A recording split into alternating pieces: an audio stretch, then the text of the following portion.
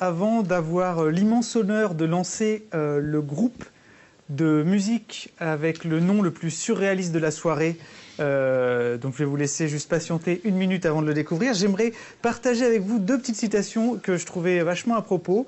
Einstein avait déclaré « Si vous ne pouvez expliquer un concept à un enfant de 5 ans, c'est que vous ne le comprenez pas complètement ». Ce sur quoi Groucho Marx lui répondit « Un enfant de 5 ans comprendrait la relativité générale ? Qu'on aille me chercher un enfant de 5 ans !» Et ça ne fait absolument rire que moi. Sur ce numéro 2, Électro-Cactus et Mammut. Pour ceux qui ont la référence et qui sont de la génération du Club Dorothée, c'est très important, on prononce Mammut et pas Mammouth. C'est à vous. Applaudir. Merci. Hello. Merci. Bonjour. Big up à Einstein, il a raison, il faut toujours expliquer les choses. La prochaine chanson s'appelle Oui, alors, comme il l'a dit, on s'appelle Cactus et Mammut. Lui c'est Cactus, lui c'est Mammut. Ensemble on forme Cactus et Mammut. T'as planté dans ses rideaux, t'as même du précipice sans chaud, y'a pas vraiment de marche à suivre sans juste le fait que tu vis. Le son dans tes oreilles, le bout des enceintes, les basses te réveillent et font danser les femmes enceintes. Sauter les sourires à tes voisins, distribue du bonheur, dis à tout le monde que tu sens bien. C'est la paix dans le club, c'est la paix d'arranger, c'est la méga qui se passe, le gros fait des ravages, tape dans tes mains pour faire arriver le refrain. Dans tes mains pour faire arriver le refrain, tape dans tes mains pour faire arriver le refrain, tape dans tes mains. Il y a une chorégraphie. On n'a pas trouvé plus simple pour faire un refrain. On n'a pas trouvé plus simple pour faire un refrain. On fait du bruit, Arthur. Ouais, c'est bon ça, ouais. Ça fait longtemps qu'on entend ça. Ouais. T'as compris le concept de cette gentille chanson. C'est taper tes mains comme un joyau luron. C'est pas par la main pour copain lui faire une pirouette. Lui dire que tu l'aimes trop et que t'aimes trop faire la fête. Tape dans tes mains pour faire arriver le refrain. Tape dans tes mains. Tape dans tes mains pour faire arriver le refrain. Tape dans tes mains.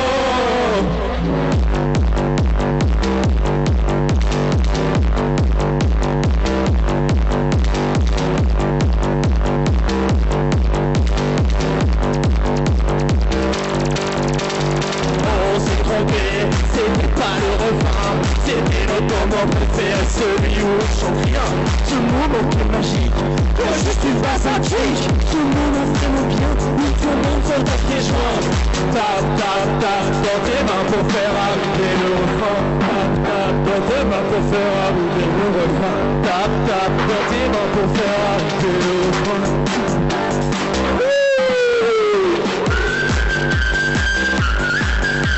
On n'a pas trouvé plus simple pour faire un refrain.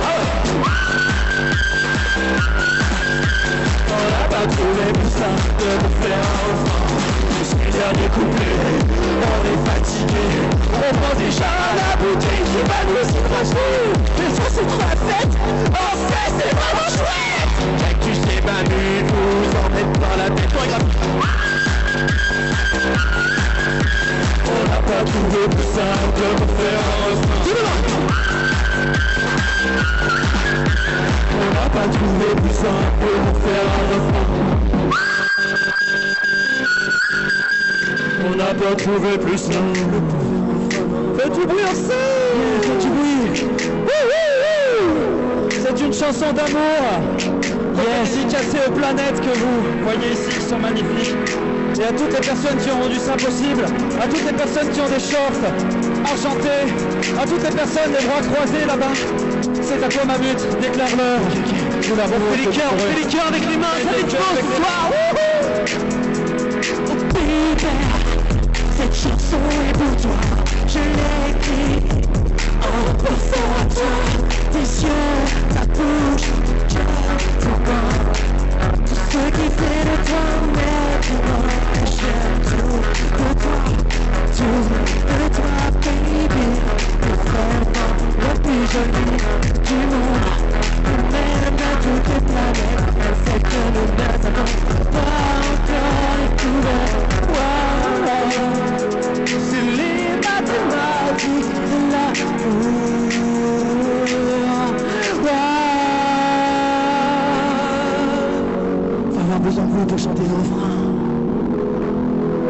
Toi plus moi égale 2.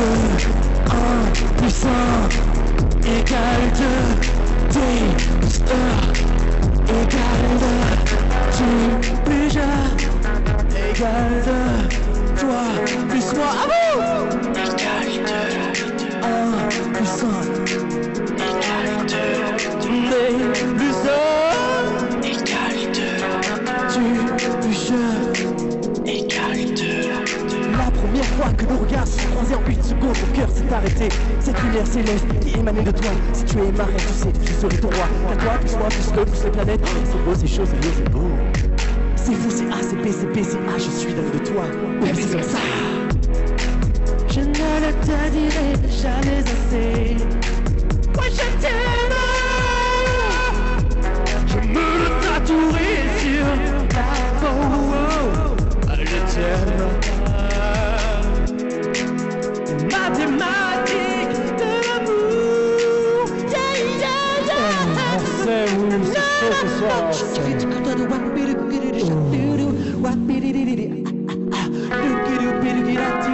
Toi plus moi égale 2. 1 plus 1 égale 2. T plus E égale 2. Tu plus je égale 2. Toi plus moi égale 2. 1 plus 1 égale 2. T plus E égale 2. Tu plus je égale 2. Solo.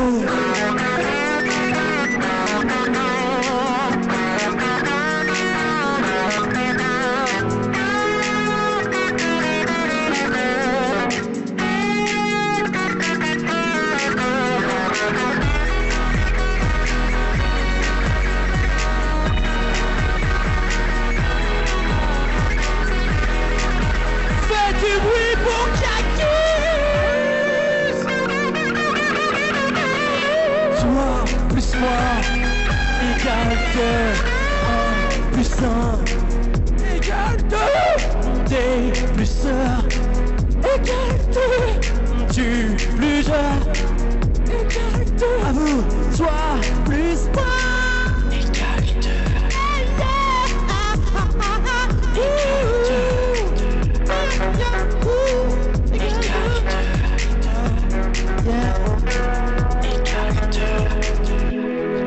Je ne le te dirai jamais assez.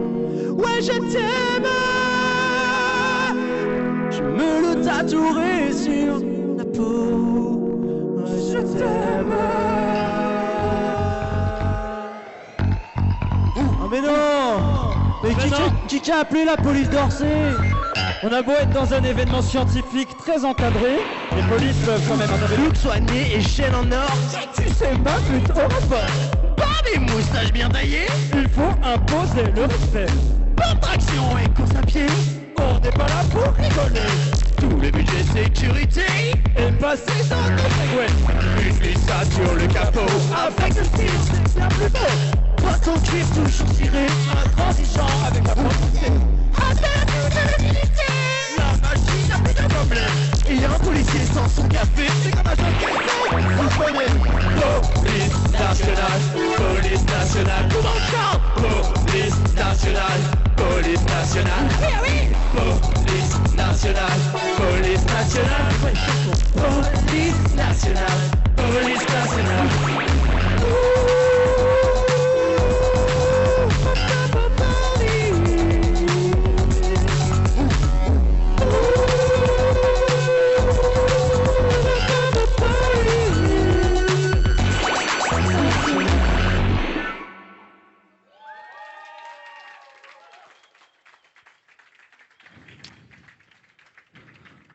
Stop dans 5 minutes. Ah ouais, mais on avait des... Ah bah on pensait qu'il y avait... On pensait qu'il y avait moins, on avait prévu ça. Eh bah vas-y, bah on part sur la suivante hein. Ok, c'est parti. Ok. Bon, du coup il va falloir qu'on revoie toute la playlist. Faites du bruit en Ok. On vous voit pas, c'est dommage parce qu'il y a plein de fumée. Mais vous êtes quand même beau, peut-être plus beau qu'avec fumée. Sans fumée. Ok. Les sont les rois du basketball.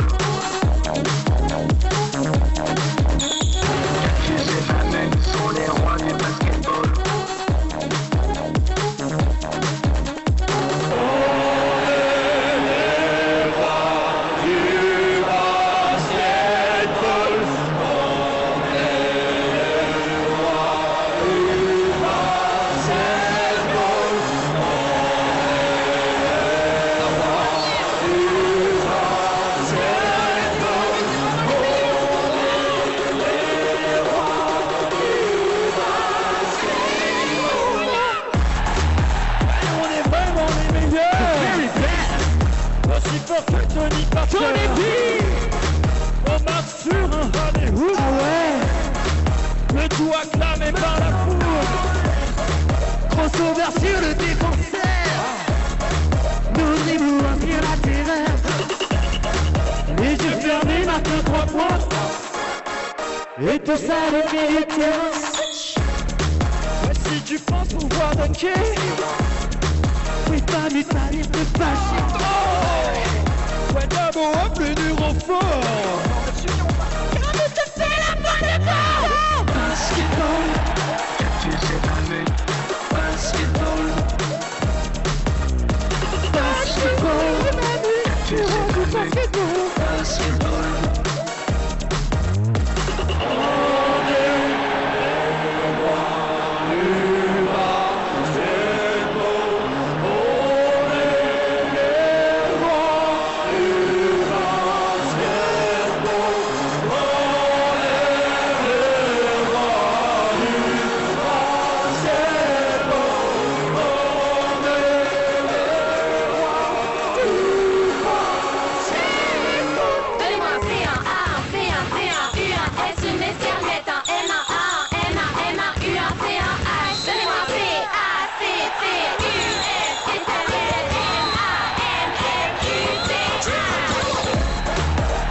On la demandera, sinon on la contestera. Dans notre équipe on a dit ça, ouais. Dans notre équipe on a la classe. Ouais, Thomas le prince du panier. Ouais, Clément est encore blessé. Les copains nous ramènent de l'or. Et bien sûr, il y a Filippo. Basketball, tu sais pas mais basketball. Basketball, tu sais pas mais basketball. On est les rois du basketball. On est les rois du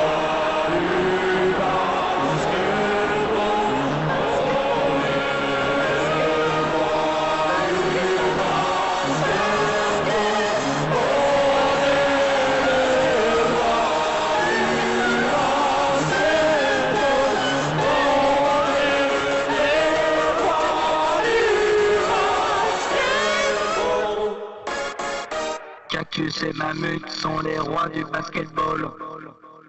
Faites un match de bruit! Merci. Merci. C'est par où? On laisse les micros ici. Ah ouais, je pense. Oh là, oh là, ah.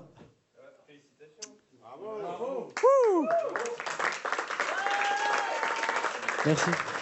C'était la première des 3.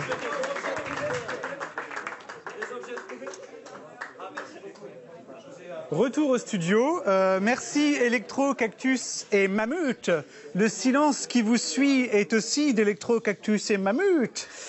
Donc merci pour ces créations délicieusement absurdes et d'avoir fait vibrer avec beaucoup de chaleur le public du studio. Et en parlant de vibration et de température élevée, j'ai ma transition toute trouvée pour aller se plonger dans un sujet de recherche dont j'ignorais l'existence et que je trouve, pour le coup, délicieusement poétique, qui s'appelle l'astérosismologie, et qui consiste à étudier les vibrations des étoiles et leur comportement, et de pouvoir en tirer des conclusions.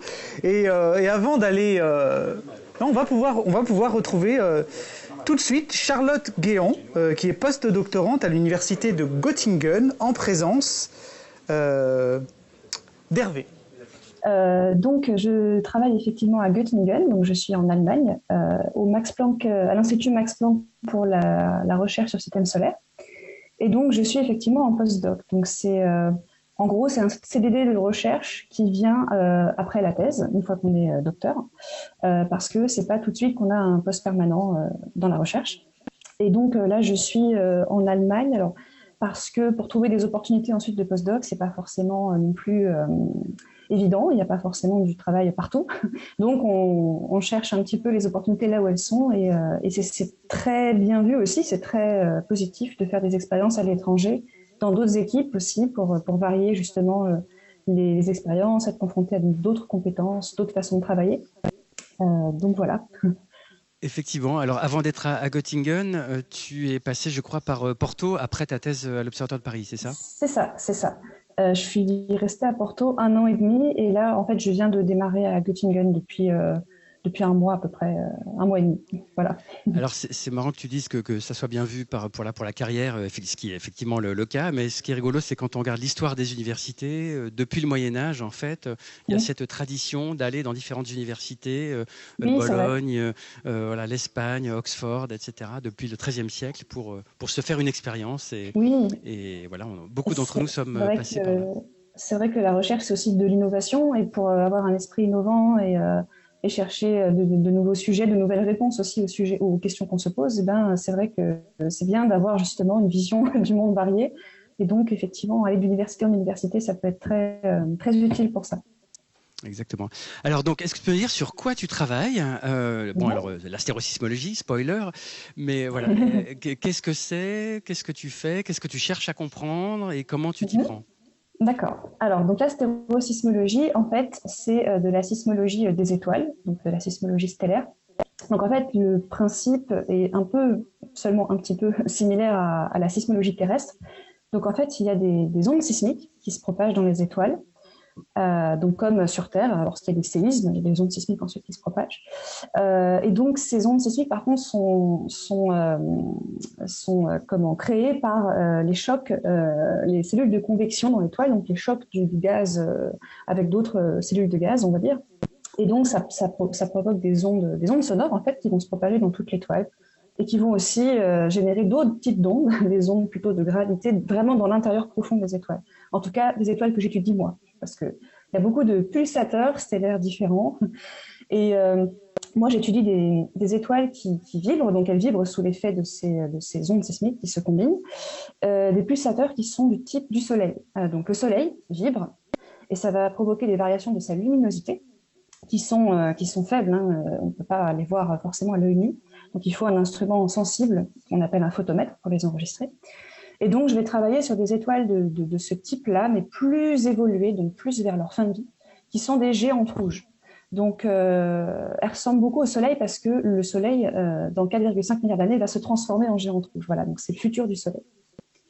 Et ces étoiles en particulier sont intéressantes parce que la physique à l'intérieur, les conditions physiques à l'intérieur sont réunies pour qu'on puisse avoir un accès direct à ce qui se passe dans leur cœur. Bon, c'est un peu long, on va dire, à expliquer, mais c'est pas le cas du Soleil, par exemple. On ne sait pas directement ce qui se passe dans son cœur. On n'a pas un accès direct. Et du coup, pour ça, en fait, on étudie les variations de lumière de l'étoile au cours du temps. Et on peut avoir accès, avec un outil mathématique, aux différentes fréquences auxquelles l'étoile vibre. Et c'est en étudiant ces fréquences qu'on peut avoir des informations sur, par exemple, la composition chimique, en tout cas, de zones particulières de l'étoile. S'il y a des différences de composition chimique importantes, par exemple. À la taille du cœur, là où se situent les réactions nucléaires, hein, qui font vivre l'étoile, on va dire, qui font qu'elle ne s'écoule pas sur elle-même. Et par exemple aussi la rotation de l'étoile à différentes profondeurs à l'intérieur d'elle-même. Et donc moi, en particulier, j'ai beaucoup travaillé sur la rotation moyenne du cœur des géantes rouges. Et une des grandes questions qui se posent à ce propos, c'est que le cœur des géantes rouges tourne trop lentement par rapport à ce à quoi on s'attend. Parce que, en fait, au cours de leur évolution, ces étoiles, leur cœur se contracte, devient de plus en plus petit.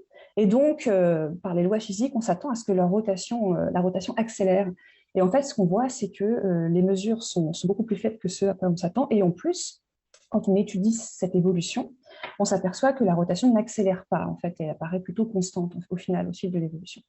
Donc, en gros, il y a de la rotation, donc de l'énergie en quelque sorte de rotation, qui est extraite du cœur vers les couches supérieures. Et on ne sait pas encore exactement reproduire ça avec des modèles, des simulations. Donc, on ne sait pas encore toute la physique qui se passe, qui explique ça. Et c'est très important parce que ça impacte la durée de vie de l'étoile, notamment. Ça impacte aussi sa composition chimique. Et la composition chimique peut impacter aussi, du coup, les effets sur la rotation. Bon, c'est complexe, mais pour vraiment comprendre le futur de notre Soleil, c'est vraiment un mécanisme important qui nous manque, ou plusieurs mécanismes importants qui nous manquent à comprendre. C'est un des aspects de ma recherche, en tout cas. Voilà. D'accord. Donc si je résume, il y a des vibrations dans les étoiles qui sont des vibrations de matière, donc on appelle ça des vibrations sonores, qui se convertissent en vibrations de lumière, enfin en variations de lumière, parce qu'évidemment le son ne se propage pas hors d'un milieu matériel. Et donc c'est ça que tu détectes. Et puis donc vous avez détecté globalement que la rotation n'est pas du tout à l'intérieur, la rotation au cœur n'est pas du tout comme on l'imaginait, ce qui pose plein de problèmes. Alors, est-ce que tu peux nous dire comment toi tu étudies ça? Est-ce que tu fais des théories, des modèles, des simulations, des observations au sol ou dans l'espace? Comment tu t'y prends et voilà, de quoi tu es spécialiste? Alors, j'ai un peu une double casquette, mais je suis beaucoup plus quand même analyse de données. Et du coup, j'analyse des données de plusieurs satellites en fait, notamment. Alors pour la rotation, c'est un satellite en particulier parce qu'il faut avoir vraiment des variations de lumière qui sont enregistrées sur une durée très longue pour avoir une précision suffisante pour voir ce genre de choses, la rotation du cœur. Et donc Kepler, c'est un satellite qui a observé de façon continue un champ dans le ciel pendant 4 ans. Donc on a 4 ans en gros de données ininterrompues. Et donc, j'ai étudié ce qu'on appelle des spectres d'oscillation, qui permettent de décomposer les fréquences de vibration des étoiles. Et à partir de là, c'est comme ça en fait qu'on peut avoir des informations sur cette rotation. Et j'ai aussi travaillé un petit peu avec des modèles pour, alors pas forcément reproduire directement mes observations, mais plutôt comprendre qu'est-ce qui manque, enfin, en tout cas, quel est le niveau, le taux de rotation qui est extrait du cœur en fonction du temps. Voilà. Essayez au moins de quantifier ça pour différentes masses d'étoiles, différentes compositions chimiques, et puis à différents moments aussi de l'évolution en tant que géante rouge. Je me suis servi du coup des mesures que j'ai obtenues pour voir ça avec les modèles, en gros, pour comparer aux modèles. Ce qui n'est pas hyper évident, c'est que comme tu observes des vibrations, s'il y a une coupure jour-nuit ou si tu observes que pendant une semaine avec des trous, tu ne peux pas observer toutes les variations et ça fout en l'air tes données. Donc, d'où l'intérêt d'avoir des données longues, c'est ça? Voilà, en fait, s'il y a des interruptions, surtout si elles sont justement cycliques, comme on recherche des périodicités, ça va induire une périodicité qui n'est pas due à l'étoile, mais qui est due justement à la stratégie d'observation ou à l'alternance du jour et de la nuit. Et du coup, ça va induire des pics supplémentaires en fait dans le spectre. Et donc, on a du mal ensuite à retrouver quels sont les modes vraiment d'oscillation de l'étoile et quels sont ces artefacts en quelque sorte. Et du coup, c'est pour ça qu'on a besoin d'observer alors en gros sur la durée la plus longue possible pour avoir accès à vraiment cette structure fine du spectre dont la rotation fait partie. Et c'est pour ça du coup qu'on va dans l'espace parce que du coup on a plus cette alternance jour-nuit. On peut pointer tout le temps nos étoiles en orientant les télescopes spatiaux de façon optimale. Donc voilà. Après, avec des durées d'observation moins longues, on peut quand même faire de la sismologie, mais on ne va pas avoir accès à la structure fine. On va avoir plutôt accès à des propriétés plus globales de l'étoile et pas trop spécifiques à une région donnée, en gros. Oui. D'où l'intérêt d'avoir des observations longues. Est-ce que tu travailles sur des futures missions, notamment européennes, spatiales, ou est-ce que ce n'est pas encore dans ton horizon? Alors, je devrais être amenée très bientôt à travailler sur la mission spatiale Plateau, qui est prévue. Alors, la base, elle était prévue pour être lancée en 2026. Je sais que c'est repoussé petit à petit. Donc, officiellement, c'est toujours 2026, il me semble, mais à mon avis, ça va peut-être un petit peu repousser. Surtout à Göttingen, ils sont assez investis dans la préparation de cette mission. Donc, je pense que d'ici peu, je vais trouver ma place aussi là-dedans. Et sinon, je travaille aussi sur une mission en cours qui s'appelle TESS. Et TESS, justement, va observer moins longtemps que Kepler et avec une stratégie aussi différente. Du coup, on ne va pas avoir la même précision. Mais pour les sous-géantes, alors c'est des étoiles un peu moins évoluées que les géantes rouges, mais un peu plus que le Soleil quand même, on peut avoir accès à la rotation du cœur de ces étoiles. Et en fait, l'avantage, c'est que TESS observe beaucoup plus de sous-géantes que Kepler. Et donc, ce serait quelque chose d'intéressant à faire à grande échelle. Et donc, pour TESS, on peut aussi, en gros, avoir des informations sur la densité moyenne de l'étoile, et puis sur leur rayon et leur masse, via justement l'étude du spectre d'oscillation. Donc, c'est moins précis que la rotation du cœur, mais voilà, ça donne des choses très intéressantes quand même. Effectivement, donc plein de belles perspectives avec TESS actuellement et Plateau dans quelques années. C'est ça. Peut-être que pour finir, est-ce que tu as envie d'évoquer le parcours que tu as peut-être eu, le parcours d'étudiante, peut-être pour inspirer les jeunes, et puis est-ce que tu aurais des conseils à donner aux jeunes qui nous écoutent? Okay. Je sais qu'il y a beaucoup de gens qui nous demandent comment devenir astrophysicien ou astrophysicienne, ou d'autres choses d'ailleurs. Donc voilà, quel est ton parcours et toi tes messages éventuels?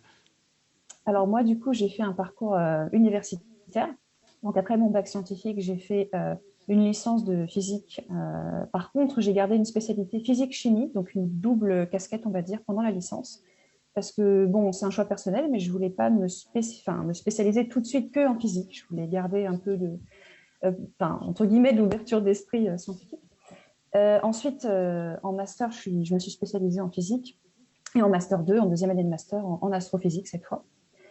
Et donc, j'ai fait le master d'astrophysique qui est co-porté par plusieurs universités. Moi, j'étais inscrite à l'université Pierre et Marie Curie, qui fait partie maintenant de Sorbonne Université. Et c'est un master qui est aussi porté par l'Observatoire de Paris, évidemment. Et par l'université Paris-Saclay. Aussi, voilà, entre autres. Et donc, ensuite, j'ai poursuivi en thèse à l'Observatoire de Paris. Et c'est pendant mon stage de Master 2 que je me suis orientée vers l'astérosismologie. Et donc, la thèse a été la suite, on va dire, logique du stage. Voilà, donc après, il y a d'autres possibilités pour devenir astrophysicien, mais voilà. Moi, en tout cas, j'ai un parcours universitaire. Et donc, sinon, des conseils. Moi, j'ai envie de dire que si ça vous passionne, déjà, c'est très bon signe parce que ça aide beaucoup, la passion, pour comprendre, pour s'investir, pour plein de choses. Et en fait, c'est pas forcément parce que vous avez pour le moment des difficultés dans certaines matières scientifiques que vous n'allez pas y arriver. Tout dépend, hein, bien sûr, mais moi, par exemple, au lycée, j'avais de grosses difficultés en mathématiques parce que, en fait, je me suis rendu compte après coup que c'était pas assez appliqué et pas assez concret. Et en fait, je pataugeais complètement. Et en informatique aussi, j'avais des difficultés puisque c'est un langage mathématique en quelque sorte. Et ça s'est vraiment débloqué, en tout cas l'informatique, pendant mon stage de Master 2, donc plutôt tardivement, parce que j'étais confrontée à un problème concret que je voulais résoudre, que je devais résoudre. Et en fait, ça s'est beaucoup mieux passé comme ça. Et les mathématiques, tout dépend le domaine de l'astrophysique que vous ferez peut-être, mais c'est un outil en fait. Vous n'avez pas forcément besoin de faire des maths vraiment fondamentales. Du coup, c'est pareil, vu que c'est appliqué, ça peut être beaucoup plus simple, en tout cas beaucoup moins rébarbatif ou beaucoup plus concret que les mathématiques qu'on peut voir même pendant l'université. Voilà. Et après, quelque chose d'important aussi dans le métier, entre autres, c'est quand même l'anglais. Et c'est pareil, il n'y a pas besoin d'être bilingue. C'est de l'anglais scientifique, de l'anglais professionnel qui vient aussi au fur et à mesure. Mais c'est vrai qu'on communique énormément en anglais, hein, puisque c'est une communauté internationale. Donc, après, il y a plein de moyens de progresser, même regarder des films, des séries en VO, potentiellement sous-titrés, même en français, mais au moins, c'est vrai que ça aide beaucoup. Donc voilà, c'est quelque chose qu'on peut commencer à travailler aussi assez vite. Merci pour ces conseils. Je ne te remercie pas pour regarder les séries. Chez moi, ça va être compliqué à négocier encore, mais c'est pas grave, on s'arrangera. Merci beaucoup Charlotte de ton témoignage et de cette vision du cœur des étoiles grâce à l'astérosismologie. On t'applaudit et puis on te dit à l'année prochaine peut-être, en tout cas à une très prochaine. Merci Charlotte. Merci beaucoup. Bonne soirée, bonne continuation. Merci Charlotte, merci Hervé.